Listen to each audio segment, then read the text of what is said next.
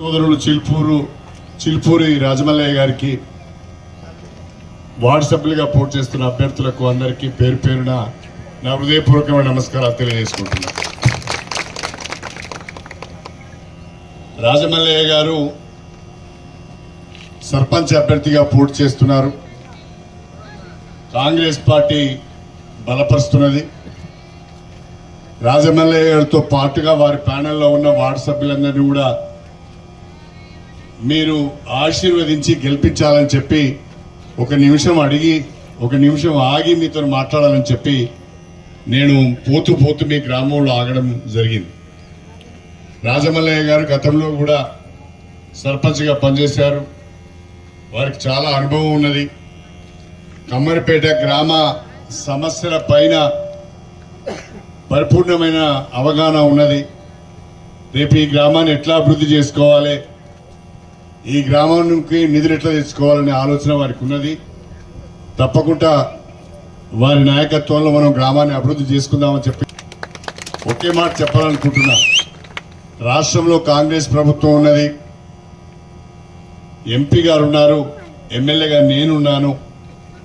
ఈ గ్రామాన్ని అభివృద్ధి చేసుకోవాలి అంటే ప్రభుత్వ సహకారం కావాలి, ఎంపీ గారి సహకారం కావాలి, ఎమ్మెల్యే గారి సహకారం కావాలి. ప్రభుత్వ సహకారం లేకుండా, ఎంపీ గారి సహకారం లేకుండా, ఎమ్మెల్యే గారి సహకారం లేకుండా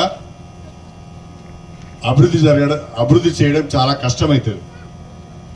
అందుకే నేను మిమ్మల్ని ప్రత్యేకంగా కోరుతున్నా, కాంగ్రెస్ పార్టీ బలపరిచిన చిల్పూరి రాజమల్లయ్యను వారి వార్డు సభ్యులను కనుక మీరు ఆశీర్వదించి అనుకుంటే ప్రభుత్వం వారికి తోడుగా ఉంటుంది, నేను వారికి తోడుగా ఉంటా.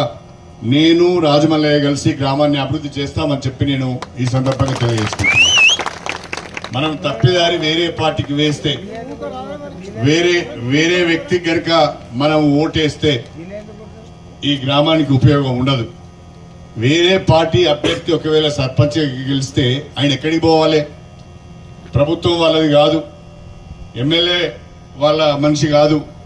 ప్రభుత్వం లేక, ఎమ్మెల్యే లేక, ఎంపీ లేక ఆయన ఎవరి దగ్గరికి పోవాలి, ఎవరి దగ్గర నిధులు తీసుకురావాలి.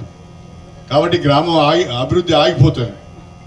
వేరే పార్టీకి ఓటేస్తే కమ్మరిపేట ఆగమవుతుంది. అదే మన రాజమల్లయ్య గారికి ఓటేస్తే ఈ ఊరు బాగుపడుతుంది. మరి ఊరిని ఆగం చేసుకుంటారా, బాగు చేసుకుంటారా మీరు ఆలోచించండి. రాజమల్లయ్య గారికి అండగా తోడుగా నేనున్నాను. కమ్మరిపేట ప్రజలకు అండగా తోడుగా నేనున్నాను. చాలా సమస్యలు నాకు రాసిచ్చారు. ఇక్కడ వేలూరు నుండి కమ్మరిపేట వరకు స్ట్రీట్ లైట్లు కావాలని, 30 ఇందిరమ్మ ఇండ్లు కావాలని, అదేవిధంగా ST committee hall, SC committee hall కావాలని, ఇంకా అనేక రకాలుగా కమ్మరిపేట తండా నుండి నారాయణగిరి వరకు కూడా బీటీ రోడ్డు కావాలని అనేక సమస్యలు రాసిచ్చారు. నేను ఇవాళ మీకు మాటిస్తున్నా, రాజమల్లయ్య గారు దాదాపు 8 ప్రతిపాదనలు పెట్టాడు నా ముందట. ఈ ప్రతిపాదనలు, ఈ పనులన్నీ కావాలి అంటే రాజమల్లయ్య గెలవాలి. రాజమల్లయ్య గెలవకుండా ఎవడు కూడా ఒక్క పైసా పనిచేయలేడు. పెద్ద మాటలు చెప్తారు, మాయ మాటలు చెప్తారు, మోసం మాటలు చెప్తారు. నమ్మకండి. కూట్లే రాయి తీయలేడు అంటే ఏట్లే రాయి తీయబోయిందట. పైసా పని చేయలేనుడు మాటలు బాగా మాట్లాడతాడు. ఏ పని జరగాలన్నా ప్రభుత్వం ద్వారా జరగాలి, ఏ పని జరగాలన్నా ఎమ్మెల్యే గారి ద్వారా జరగాలి. కాబట్టి ప్రభుత్వము, ఎమ్మెల్యే ఇద్దరం కూడా రాజమల్లయ్యకి అండగా ఉన్నాం, రాజమల్లయ్యకి సపోర్ట్లో ఉన్నాం. కాంగ్రెస్ పార్టీ రాజమల్లయ్య వెనుక ఉన్నది. కాబట్టి రేపటి ఎన్నికలలో రాజమల్లయ్య గారిని వారి ఉంగరం గుర్తుకు ఓటేసి గెలిపించాలని చెప్పి నేను మీ అందరికి విజ్ఞప్తి చేసుకుంటూ, రాజమల్లయ్య గారితో పాటు వార్డు సభ్యులందరూ కూడా ఆశీర్వదించి గెలిపించి మీ గ్రామ అభివృద్ధికి సహకరించాలని మీ అందరు కూడా విజ్ఞప్తి చేసుకుంటూ మీ అందరి దగ్గర సెలవు తీసుకుంటున్నాను. అందరికీ నమస్కారం.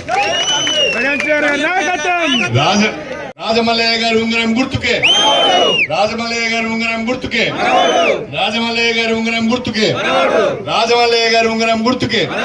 రాజమల్లయ్య గారిని వారి వార్డు సభ్యులను గెలిపించండి. ఈ గ్రామాన్ని అభివృద్ధి చేసుకోండి. Thank you.